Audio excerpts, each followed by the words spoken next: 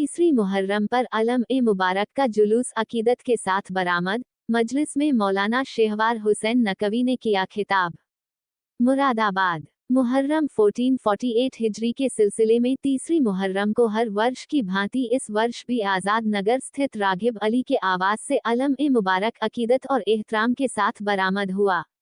अज़ादारों ने नौहाख्वानी और मातम करते हुए अलम-ए-मुबारक को जुलूस की शक्ल में निकाला। जुलूस के दौरान हसन आब्दी ने दर्द भरी नौहाख्वानी की, जिस पर अज़ादारों ने पुरजोश मातम बर्पा किया। जुलूस डॉक्टर कायम रोड से होता हुआ दिल्ली हॉस्पिटल चौराहे पर पहुंचा, जहां काजिम आब्दी द्वारा नौहाख्वानी की गई। नौहों की सदाओं और या हुसैन स की गूंज से पूरा माहौल गमे हुसैन में डूब गया। इसके बाद जुलूस अपने निर्धारित मार्ग से होता हुआ इमामबाड़ा मोहम्मदिया हॉल पहुंचा। इमामबाड़ा मोहम्मदिया हॉल पहुंचने के बाद मजलिस-ए-अज़ा का आगाज हुआ। अशरे की चौथी मजलिस को खिताब करते हुए अमरोहा से तशरीफ लाए प्रसिद्ध ज़ाकिर मौलाना शेहवार हुसैन नकवी साहब ने वाक़या करबला और शहादत इमाम हुसैन स के विभिन्न पहलुओं पर रोशनी डाली।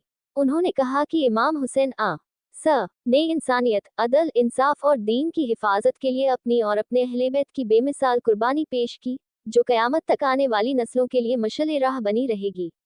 मौलाना के दर्द भरे बयान को सुनकर अज़ादार अश्कबार हो गए और पूरे इमामबाड़े में गम व अकीदत का माहौल छा गया। इस मौके पर मोहम्मदिया हॉल के सेक्रेटरी हाजी डॉक्टर कायम रजा, सलमान बाकरी, आमिर, वसी अब्बास, असबत हुसैन, ज़ैनुल काज़मी, शबाब नकवी, कमर अब्बास बाकरी, मोहम्मद अली, ज़ैन, सादिक आब्दी, ज़मीर अब्बास, हुसैन अब्बास, काशिफ, नाज़िश, खुशनूद अनवर सहित बड़ी संख्या में अज़ादार मौजूद रहे। कार्यक्रम में शिया एवं सुन्नी समुदाय के लोगों ने भी शिरकत कर इमाम हुसैन स और शोहदाए करबला को खिराज-ए-अकीदत पेश किया। मुहर्रम के पवित्र महीने में आयोजित ये कार्यक्रम आपसी भाईचारे, इत्तेहाद और गंगा जमुनी तहजीब की खूबसूरत मिसाल बना तथा इमाम हुसैन स के पैगाम-ए-इंसानियत को आम करने का माध्यम सिद्ध हुआ। मुरादाबाद से मोहम्मदीन की रिपोर्ट।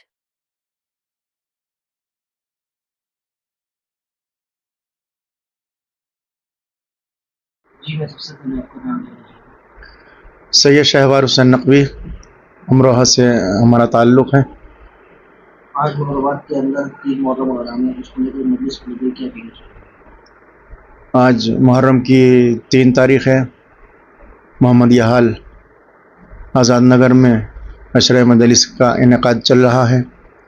मुसलसल अज़मत शहादत इमाम हुसैन पर गुफ्तगू हो रही है। इमाम हुसैन अलैहिस्सलाम नवासे रसूल की जिनकी कुर्बानी ने इस्लाम को ज़िंदा किया।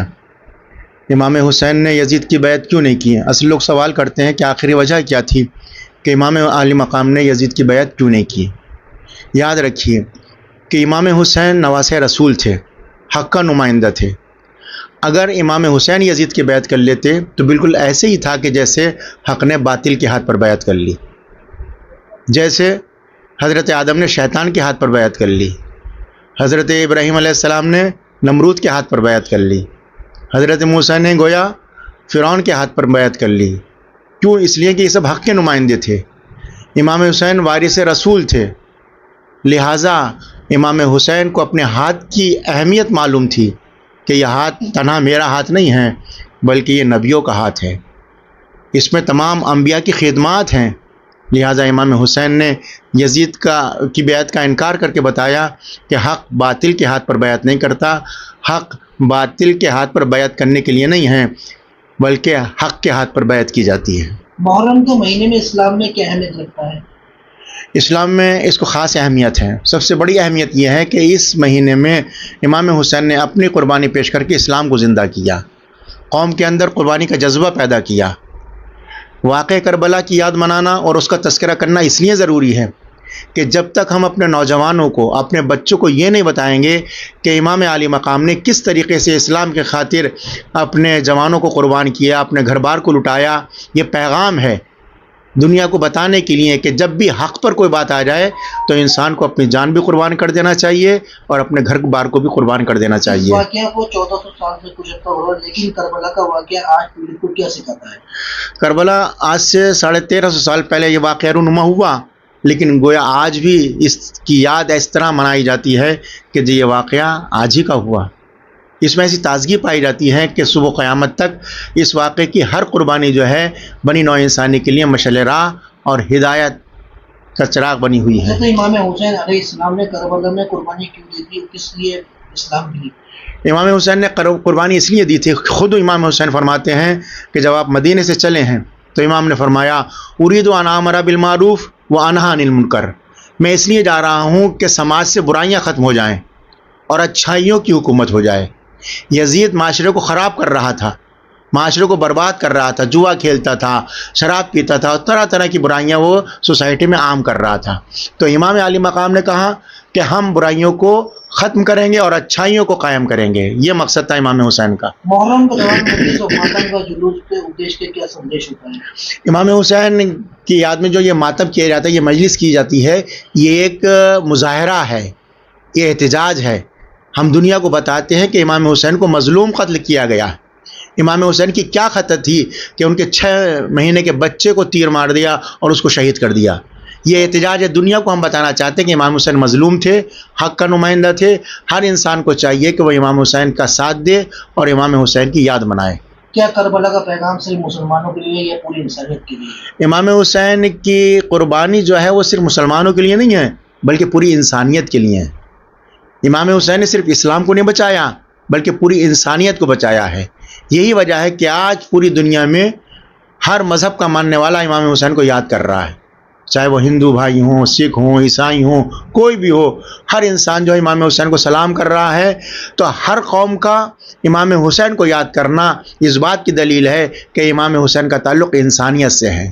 جہاں بھی انسانیت ہوگی وہاں غم حسین پایا جائے گا. محرم کے دوران کن باتوں کو دھیان میں کیا سندیش دینا چاہیں؟ قوم کو 10 عاشور میں کیسا دن رہا؟ 10 محرم عاشور کے دن ہم کو بس امام حسین کو یاد کرنا ہے, ان کا غم منانا ہے, ان کا ماتم کرنا ہے. کوئی بھی ایسا کام نہیں کرنا جو عزاداری کے خلاف ہو, عزاداری کے احترام کے خلاف ہو. مثلا ہنسنا, لڑائی جھگڑا کرنا, فساد کرنا, کھیل تماشا کرنا, نئے کپڑے پہننا, یہ سب چیزیں نہیں ہونی چاہیے. یہ غم کا دن ہے, خوشی کا دن نہیں ہے. بہت سے لوگ میلہ لگاتے ہیں, بازاروں میں گھومتے ہیں, اچھے اچھے کھانے کھاتے ہیں. نہیں, یہ غم کا دن ہے, یہ نواسے رسول کی شہادت کا دن ہے. لہذا غم کے دن جو ہے وہ خوشیاں نہیں ہونی چاہیے بلکہ پیار و محبت سے جلوس نکالیے. کوئی بھی فتنہ و فساد جلوس میں برپا نہیں ہونا چاہیے. میرا آخری سوال یہ رہے گا, سپریم لیڈر حضرت سید علی خامنہئی کی 7 وصال کے بعد سے, شہادت کے بعد سے ایک سنی اور شیعہ مسلم میں ایک محبت دیکھی جا رہی ہے, اس کو لے کر کیا کہیں گے؟ جو انہوں نے غزہ کے لوگوں کے لیے شہید اپنی قربانی کی ہے, اس کے بعد سے عالم اور دنیا بھر کے اندر انسانیت کا پیغام پہنچایا ہے اور لگاتار لوگ شیعہ سنی ایک ساتھ پلیٹ فارم پر نظر آئے, نفرت کی آنکھیں بجھ چکی ہیں. اب اس کے لیے کیا سندیش ہے؟ سید علی خامنہئی, آیت اللہ سید علی خامنہئی جو تھے امام حسین کی سیرت پر عمل کر رہے تھے. ان کی نگاہ میں سب ایک, کوئی شیعہ سنی نہیں, کوئی تفریق نہیں, سب مسلمان ہیں, سب آپس میں بھائی بھائی ہیں. اگر ایک مسلمان پریشان ہے تو دوسرے کو اس کی تکلیف کا احساس ہونی چاہیے. اگر غزہ میں, فلسطین میں مسلمان پریشان ہے تو کسی مسلمان کو سکون سے نہیں بیٹھنا ہے بلکہ ان کے درد اور ان کے دکھ میں برابر کا شریک ہونا ہے. اس لیے کہ مومن آپس میں بھائی بھائی ہیں, ایک جسم کے اعضاء ہیں. لہذا اگر ایک انسان پریشان مصیبت میں ہے تو دوسرے مسلمان کا لیے لازم ہے کہ وہ ان کی حفاظت کرے اور ان کے دکھ درد میں شریک رہے. آیت اللہ خامنہئی کا یہی پیغام ہے, یہی پیغام امام حسین کا ہے کہ مومنین کو چاہیے کہ آپس میں ایسے مل جل کر رہیں کہ جیسے ایک فیملی رہتی ہے, ایک گھر رہتا ہے.